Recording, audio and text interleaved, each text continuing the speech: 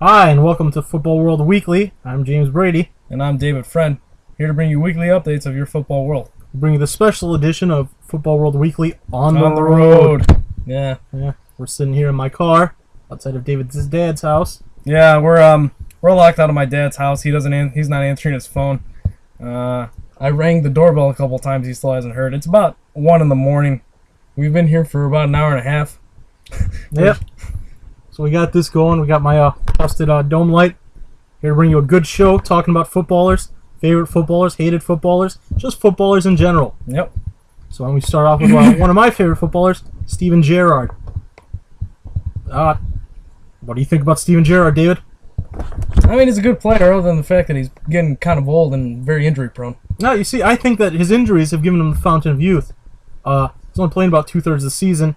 That makes him, I'd say, twice as effective almost. Yeah, because he's always fresh. He's always fresh. Once he's come back from the injuries, he's fine. If you look at the games against United, against Everton, that was Stevie G at his finest. So yeah, I think Stevie G is a good choice for captain of Liverpool, captain of England. Yeah. No one's debating that. He's a natural-born leader. Yeah, great player all around. What about you? What are some footballers you want to discuss? Well, I thought we'd start off, about the guys whose jersey I'm wearing, David Silva. David Silva, great player. Great player. I mean, his passes are just out of this world. Yeah, I mean, when it comes to pass quality, Silva's probably top 2 in the Premier League, and I always leave my top spot open. So, Right. Yeah, I mean, Silva's pretty great. Yeah, I mean, it's just this guy. I don't know how he does it. I mean, he knows how to weight the ball perfectly. Just picks the right pass every time, and it's just phenomenal. Yeah, I mean, he's always the creative impetus for City. Mm-hmm. Definitely. You saw when he didn't play well, the team didn't play well. Never was it more evident than that game against Sunderland. I know we were watching it on New Year's Day. Oh yeah, New Year's Day. Yeah. We watched that game in my house. It was Sunderland won. I mean, David Silva didn't perform. He wasn't up to it. He was getting kind of burned out. I mean, Mancini was using him, I think, too much at that time. Yeah, and you'd think that with all the attacking talent they have, Aguero, Nasri, I know Tevez was gone most of the season, but yeah, he wasn't there at the time. Yeah, guys like that, you think they would have enough to give him a rest, but yeah, but they just didn't work like that. But yeah, City, that Sunderland game, I mean, you saw Silva didn't play well, and that's how they ended up losing, albeit on a controversial goal. Yeah. I mean, it was pretty controversial. How was he, like a half-yard offside? I mean, he was pretty clearly offside. Jidong Wong, Sunderland striker. If you didn't know who we're talking about. Yeah, he was clearly offsides. I mean, I couldn't really get angry about it, as much as I do like City. I mean, Jidong Wong scores a goal, you want to celebrate. Yeah, I mean, Jidong Wong, that's a guy you can't help but feel good for. I mean, he wasn't getting too much time, with Nicholas Bentler being there and all. Yeah, I mean, he's just a kid too, 20 years old. Yeah, 20 years old. Yeah, sky's the limit for him, I feel. Definitely, yeah. I mean, I think you're looking at the future captain of South Korea. Yeah, he's a technically proficient player. He's big too. He's 6'4". You don't get that out of many South Koreans. You really don't. We look at other South Koreans. Park Chu-young, for example. Yeah, that guy got no minutes. Yeah, he didn't start a single game in the Premier League. I mean, I didn't expect him to. Yeah, he was okay when he played in the Champions League and the Carling Cup. I wouldn't go as far as to call him a scrub, but he definitely didn't. He didn't show us why Arsenal had to have him to the point where they just had to have him, didn't they? They kind of beat Lille out for the transfer, anger them to the point where they're definitely not getting Hazard now.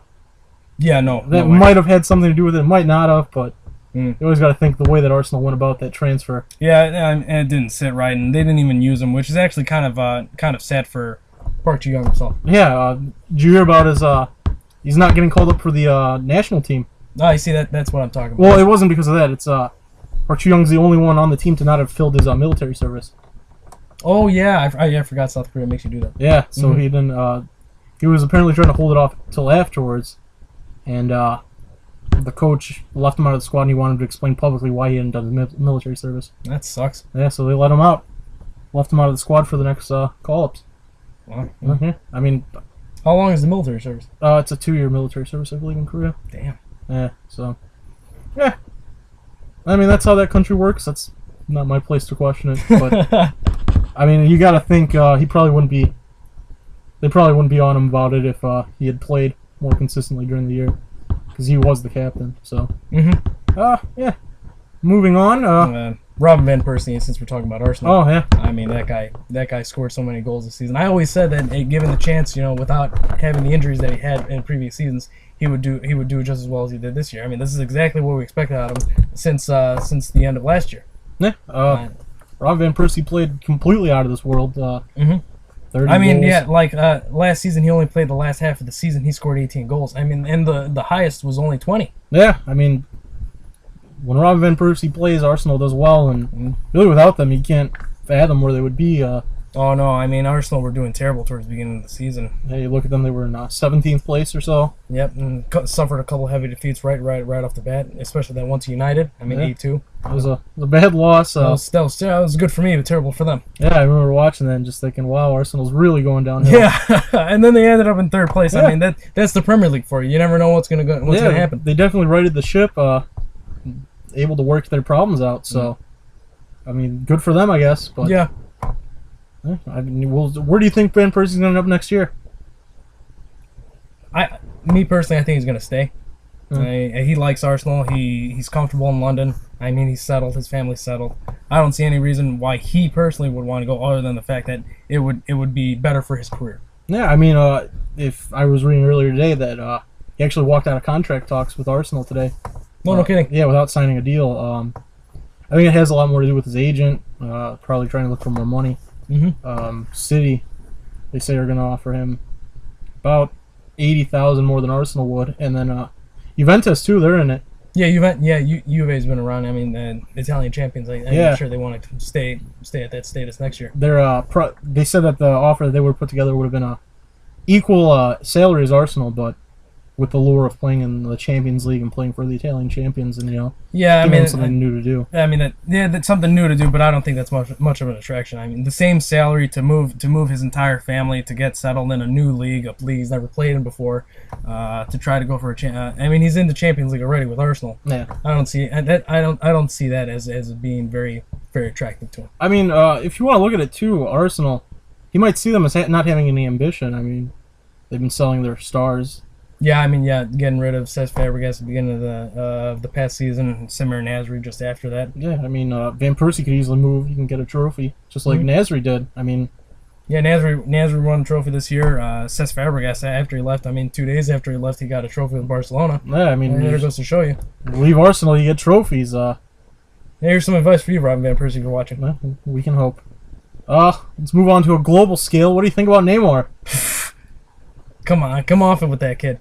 I mean, he's flashy, he's fast, he's got that mohawk, but I mean, come on, there's nothing great about him, I don't think. He's good.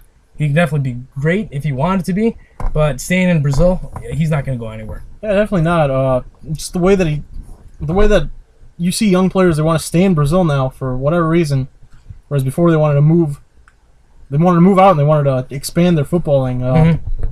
And I think it's got a lot to do with the culture that's there in Brazil. I mean, if you look at someone like Ronaldinho, he's notoriously poor work ethic.